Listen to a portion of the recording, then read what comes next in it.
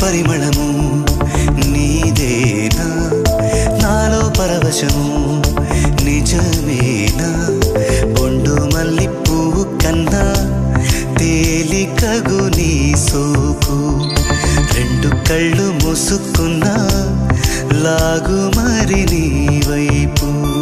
సొగసును చూసి పాడగాయలా